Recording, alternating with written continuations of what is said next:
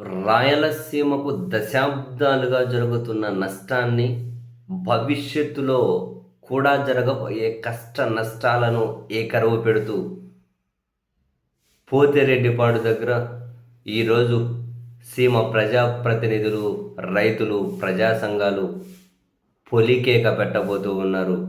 చంద్రబాబు నాయుడు గారి సర్కార్ నిర్ణయాన్ని నిరసించుకుంటూ పోతిరెడ్డిపాడు దగ్గర రాయలసీమ లిఫ్ట్ ఇరిగేషన్ ప్రాజెక్టుకు జగన్మోహన్ రెడ్డి గారి సర్కార్ పూనుకొని 900 కోట్ల రూపాయలు ఖర్చు పెట్టిన తర్వాత జగన్మోహన్ రెడ్డి గారి ప్రభుత్వం దిగిపోయి చంద్రబాబు గారు సీఎం అయిన తర్వాత ఆ ప్రాజెక్టు ఆగిపోయింది.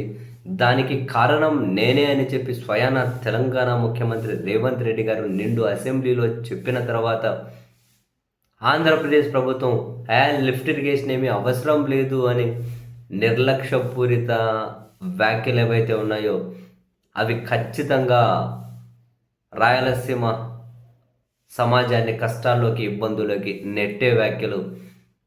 రాయలసీమ నీటి కష్టాలు, కడగండ్ల మీద ఈ ప్రభుత్వం సీరియస్గా లేదు అని తేటతెల్లం చేసే కామెంట్స్ అవి. వీటిని నిరసించుకుంటూ రాయలసీమ లిఫ్ట్ ఇరిగేషన్లో ఇప్పటి వరకు జరిగిన పనులను చూపించుకుంటూ దాని ఆవశ్యకతను వివరించుకుంటూ ఈరోజు సీమ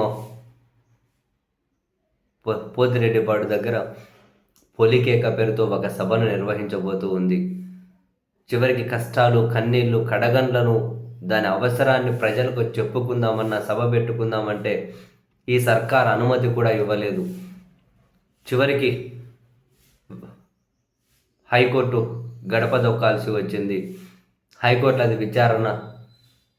మళ్ళీ ఇదంతా కనుక ఎందుకు ఇష్యూ పెద్దగా అవుతుంది, అనుమతి ఇచ్చినా ఇవ్వకున్నా కూడా ఖచ్చితంగా ఈ చలో పోతిరెడ్డిపాడు జరిపే తీరతారు అన్న ఇంటెలిజెన్స్ నివేదికలు కూడా ఉండడంతో తప్పక పోలీసులు అనుమతి ఇచ్చారు.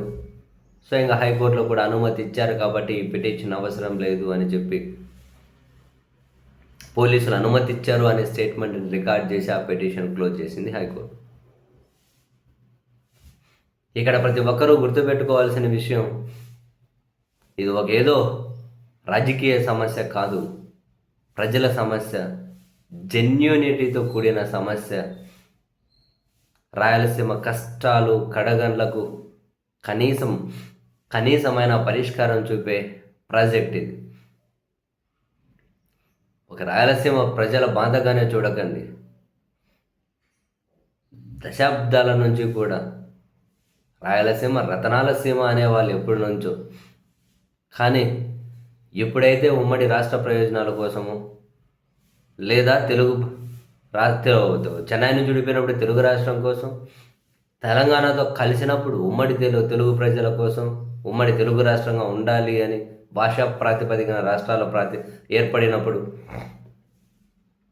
2 సార్లు రాయలసీమ త్యాగమే చేసి కష్టాలు కడగండ్లలోకి జారుకుంటూ వచ్చారు వాళ్ళు. అంతకుముందు దారుణమైన పరిస్థితి ఖచ్చితంగా లేదు. కనీసం ఇప్పటికైనా తాగునీటి అవసరాలు కూడా రాయలసీమకు తీరకుంటే ప్రజల తాగునీటి కష్టాలు తీర్చాలి అన్న కనీస ఆశయం కూడా పాలకులకు లేకపోతే ఏంటిదంతా? ఇది రాజకీయ సమస్య కాదు. రాయలసీమలో ఉన్నటువంటి కూటమి పార్టీలకు సంబంధించిన నాయకులు రాజకీయ కారణాలతో, రాజకీయ అవసరాలతో వాళ్ళ బాసులకు వ్యతిరేకంగా వెళ్ళలేరు కాబట్టి బహుశా వాళ్ళు ఏదైనా అనవసరమైన వ్యాఖ్యలు చేస్తూ ఉండొచ్చు. వాళ్ళ మనస్సాక్షి కూడా రోధిస్తూ ఉండొచ్చు, అరే సొంత ప్రాంతం మీదే మనం ఎందుకు ఇలా ఉన్నాము అని. కానీ వాళ్ళకి రాజకీయ అవసరమే హై ప్రియారిటీ కాబట్టి తప్పక ముందుకెళ్తూ ఉండొచ్చు. కానీ అల్టిమేట్గా ప్రజలకు ద్రోహం చేయకూడదు. ఈ రోజున నాయకులు ఈ పార్టీలు ఉంటారు, రేపు ఏ పార్టీలో ఉంటారో తెలియదు. వాళ్ళు కాదు ప్రియారిటీ కావాల్సింది. కోట్ల మంది ప్రజల సమస్య ఇది. ఎన్ని రోజులని చెప్పి తాగునీటి అవసరం లేకుండా, సాగునీటి అవసరం లేకుండా కనీసం భూగర్భ జలాలు అడుగంటిపోయి ఎన్ని రోజులని వలస వెళ్తారు ఉన్న ఊరు ఇసిపెట్టి. ఇళ్ళకు తాళాలు వేసుకొని, ఇళ్ళకు బీగాలు వేసుకొని, బెంచ్ జేబులు వేసుకొని ఎక్కడికైనా తిరుగుతారు. ఎన్ని రోజులు అని తిరుగుతారు? ఆ సమస్యలకు పరిష్కారం వద్దా? సో మొత్తం మీద ఈరోజు సీమ కష్టాలు కడగండ్లను పొలికేక రూపంలో అయితే ఒక సభ ద్వారా తెలియజెప్పదలుచుకుంది.